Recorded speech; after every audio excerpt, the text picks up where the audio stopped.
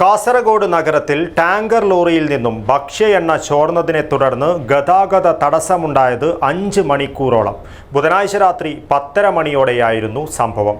മംഗളൂരുവിൽ നിന്നും വരികയായിരുന്ന ടാങ്കർ ലോറിയിൽ നിന്നാണ് എണ്ണ ചോർന്നത്. ആയുഷ്കാലം മുഴുവൻ നീളുന്ന ആത്മബന്ധം.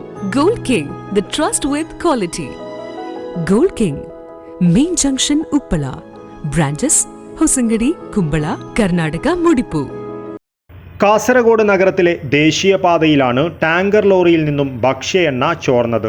5 മണിക്കൂർ നേരമാണ് ഇതേ തുടർന്ന് ഗതാഗതം തടസ്സപ്പെട്ടത്. ബുധനാഴ്ച രാത്രി 10:30 മണിയോടെയായിരുന്നു സംഭവം. മംഗളൂരുവിൽ നിന്നും വരികയായിരുന്ന ടാങ്കർ ലോറിയിൽ നിന്നാണ് എണ്ണ ചോർന്നത്. ഇതേ തുടർന്ന് 75 മീറ്ററോളം ദൂരത്തിൽ റോഡിൽ എണ്ണ തളം കെട്ടിക്കിടന്നു.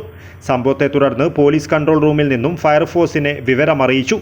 മണിക്കൂറുകളോളം റോഡിൽ വെള്ളം ചീറ്റി കഴുകിയിട്ടും പൂർണ്ണതോതിൽ എണ്ണ നീക്കം ചെയ്യുവാൻ സാധിച്ചില്ല. ഒടുവിൽ ദേശീയപാതയുടെ കരാറുകാരായ ഊരാളുങ്കൽ സൊസൈറ്റി ലിമിറ്റഡിൻ്റെ മണ്ണുമാന്തി യന്ത്രം എത്തിച്ച് എണ്ണ നീക്കം ചെയ്തു.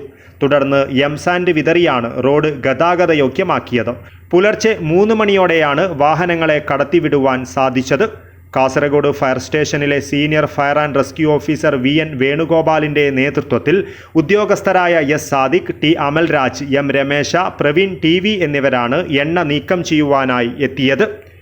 News bureau, Kasaragod.